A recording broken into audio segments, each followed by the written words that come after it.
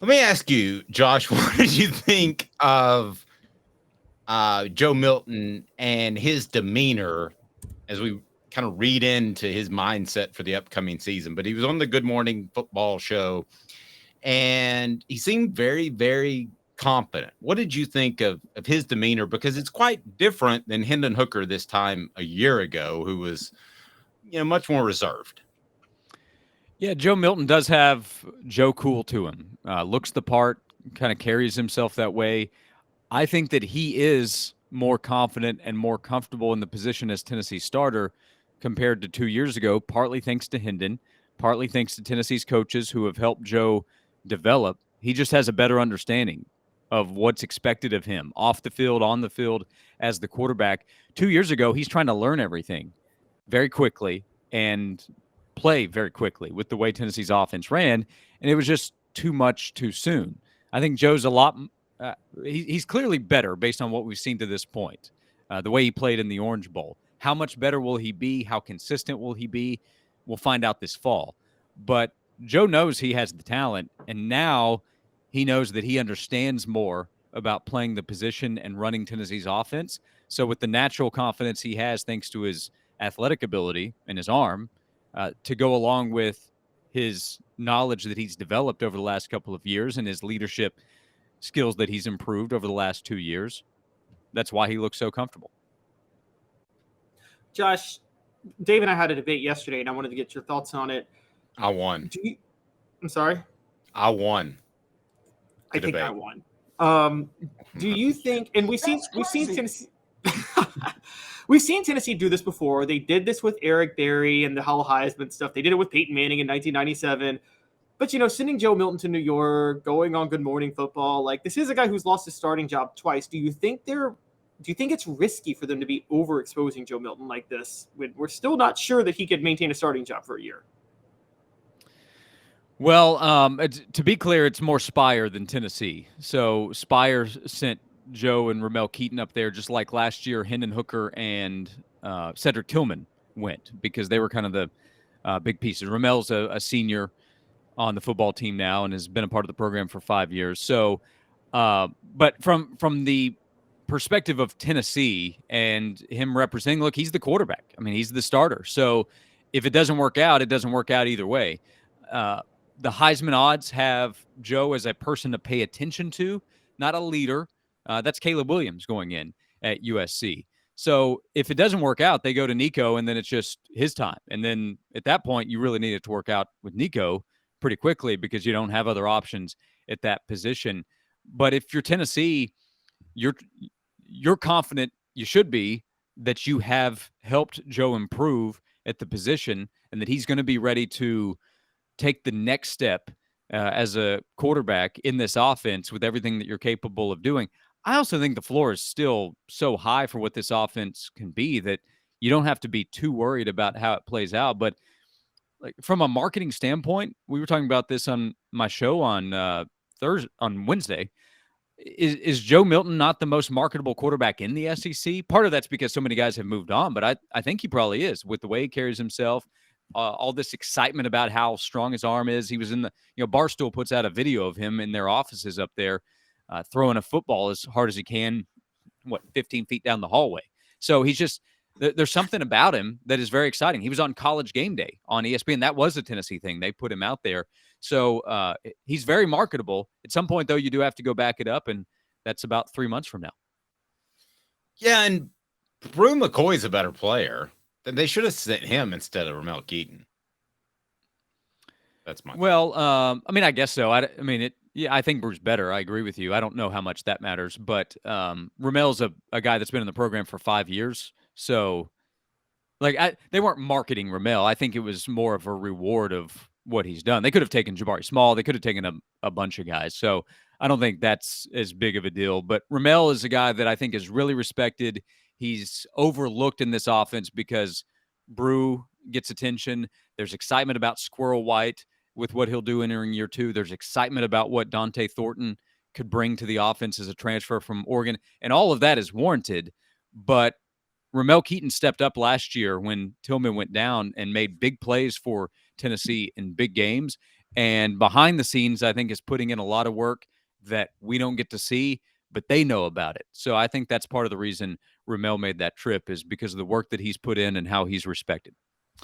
I agree. And Joe Milton has that respect too. At some point, Tennessee might have to be in that position, or Spire Group might be in that position, I should say, as you pointed out, that they might have to take a non-quarterback if they have a true battle and you don't want to kind of anoint one guy. I'm sure they get feedback from Josh Heupel about who they take to New York, right? Maybe. I don't know if there's a seniority to it, because it was 2 seniors last year, 2 seniors this year. And a lot of the trip was you go into New York, you get to be around businesses. They go to the New York Stock Exchange and get to check that out. Next year, Nico's the guy. I can say that with a good amount of confidence. Are you taking him up there? More. Yeah, but here's my bold prediction for 2024. They're projecting Nico to be the starter. But so I don't know if he's making that trip, or is it 2 older guys that are making that trip? My guess is Nico, but I don't know that that's the case. So, I'd like to see a defensive guy get some love. Aaron Beasley could have made that trip, or Amari Thomas could have made that trip. But I don't know what the budget is. Why can't they take more? This isn't media days. You can take more than 2. So they didn't ask me. It's not a big deal, but it is a good opportunity to have that kind of experience and that kind of exposure. I'll say that with a lot of confidence.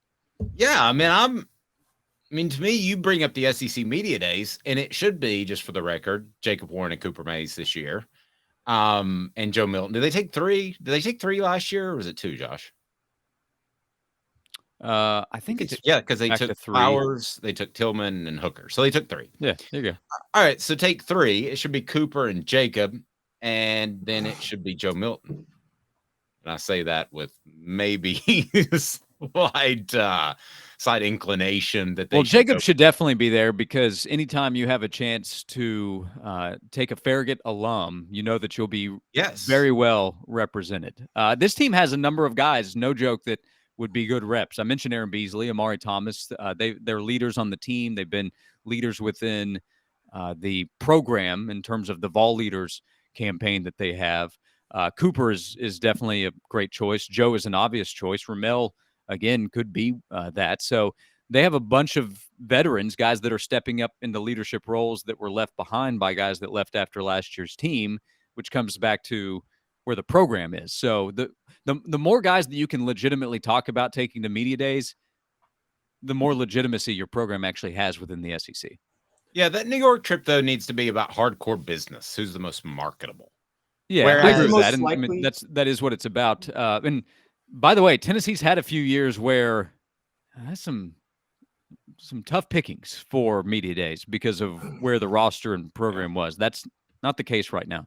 I think Tommy Townsend was a candidate before he transferred. Yeah, I don't want to name some guys, but there are some guys where they would end up on the list by the time that came out, and I was like, it's a tough week for Tennessee. Yeah, I'll name one of them is Jeremy Pruitt. Are you wanting to go represent your school? Oh, Jeremy Pruitt was better than Butch Jones the last year. Who remembers Butch Jones' last year at SEC Media Days? Well, the best to me, I think the best coach remark at Media Days from Tennessee would be Derek Dooley, 2012, proclaiming the SEC doesn't have Tennessee to kick around anymore, and he made that proclamation about 3 to 4 months before Tennessee fired him because his team got kicked around again in the SEC. Also, Tyler Braid guaranteed an SEC championship that year at SEC Media Days. I remember that. He said Tennessee would win the SEC title. Who could throw a beer bottle further, Joe Milton or Tyler Braid? That would be a good marketing campaign. The problem is they would both miss their target. Like Tyler missed his target throwing the beer bottle. Man. And all right, let me do. I do want to play off something that Caleb said earlier.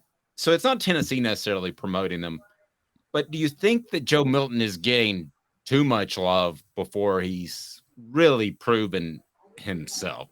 Would that be a concern in your mind if you're Josh Heupel or you're anybody in the program? Well, let me ask you this: too much love from whom? Like from the media, the outside sources. Okay. No, because I think a lot of what I see is that Joe is on that needs to prove it list this year. I'm not seeing as much first round mock draft talk as I expected, honestly. because what I'm seeing a lot of is he's one of those players that if he has a really good year, then he can jump up into that conversation, which I think is totally fair. A year ago, Todd McShay put Anthony Richardson in his top 10 in his mock draft, which actually ended up being true. So he got it right. But at the time, Richardson still had a ton to prove. So Joe is more appropriately placed, I think, in a lot of these lists. National media, I think, are looking at Joe and the offense and putting those together and saying, hey, his talent, and he was the MVP of the Orange Bowl, and that's just one game, and it's a bowl game where we do have to be careful. But if we hadn't seen him at all at the end of last season and we were going on mop-up duty in 2021, then I would probably be sitting here saying, let's be slow here. We need to see him be a starter again. But we've seen it in a small sample size. But he looked like he was improving, coming in as a backup for Hendon Hooker later in games. And then we saw him in the game against Clemson be better than he was in 2021. So that combined with knowing Josh Heupel's offense has so much potential, I think makes Joe Milton an obvious candidate to talk about a guy that can make a leap. But, like in media days, I don't know that Joe's going to be all SEC. He might, but he has to contend with Jaden Daniels, who I'm confident will be all SEC. Mm-hmm. Rattler's getting a good amount of attention at South Carolina, and he still has a lot to prove. Carson Beck might get a ton of attention if there's that kind of confidence that he'll be Georgia's guy. So it's a league that has to replace a lot of QBs. So Joe Milton, I think, naturally gets more attention because of the offense that he's in. Be interesting to see who gets more votes, Carson Beck or Joe Milton. Yeah, my guess is Milton, by the way. But I mean, it's that Georgia's going to win, so you just take that quarterback position. And if Beck were named the starter, then maybe it's different here. But even though he's expected to be, there is still technically the battle going on between Beck and Vandegrift. Josh, keep up the great work. Noon to 3 on the Sports Animal in Knoxville. Appreciate you, man. You got it. Thanks a lot, guys. Thank you, Josh. Have a good one, Josh. Was told to me early, Caleb, about Joe Milton, because somebody said, and actually was a South Carolina fan, I believe, said Joe Milton doesn't seem like the type of guy that would read his press clippings. What I was told even before spring camp is, this was in January, is when Nico showed up that there was enough of a factor that if Joe was the type that would read his press clippings, he was not going to let that get in the way. That there was enough of I could slip up and lose this thing, and that he responded. Not that he needed to. I don't want to make that sound wrong, Caleb, but there was enough of that where he said, I got to be a 10 out of 10 every day from a work ethic standpoint.